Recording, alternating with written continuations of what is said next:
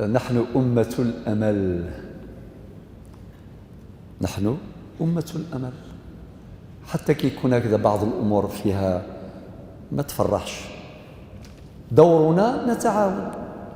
يعني كما تفضل الشيخ العيد، هنا في هذه البلدة المباركة الله يبارك، نشاط متميز نوعي للأئمة. إنما جعل الإمام ليؤتم به. الإمام على مستوى البلاد كامل مازال عنده قدره، إمام لو ستاتيو، يعني المركز نتاع الإمام راه كبير في الجامع وفي المجتمع إلى آخره. لذلك كل إمام ينشط في هذا المجال نقول يعطيك الصحة القدام، ما تعياش، استثمر الخير اللي عندك باش تخدم هذا المجتمع. إذن هناك وجه مشرق في المجتمع موجود، وهذا وجه من الوجوه المشرقة لمجتمعنا.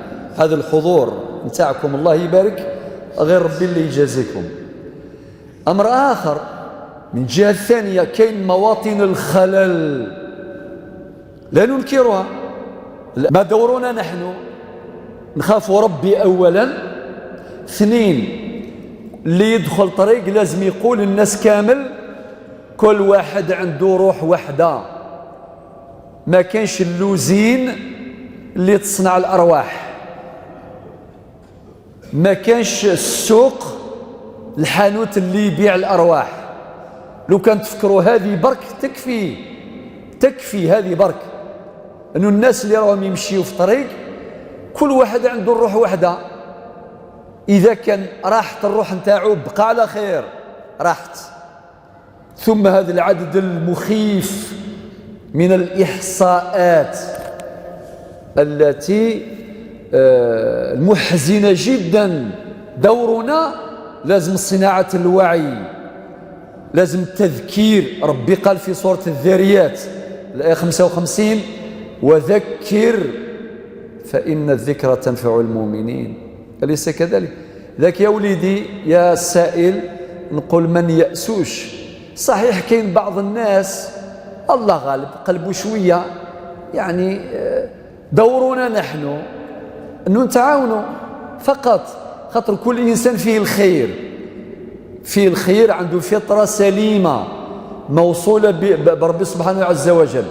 ربي قال في سورة النور الآية 23: ألا تحبون أن يغفر الله لكم؟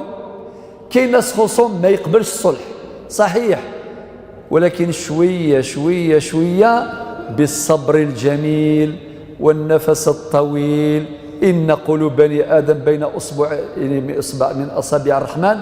ربي قادر كما قال القرآن: لعل الله يحدث بعد ذلك أمرا، ولكن لابد أن نتعاون جميعا. وربنا قال في سورة المائدة: وتعاونوا على البر والتقوى. فإذا اجتهدنا في تحقيق ما نستطيع حقق الله لنا ما لا نستطيع. ياما كاين الناس يقول لك ما نسمعش في لحظة زمن، يلا. إنما أمره إذا أراد شيئا أن يقول له كن فيكون، فسبحان مغير الأحوال.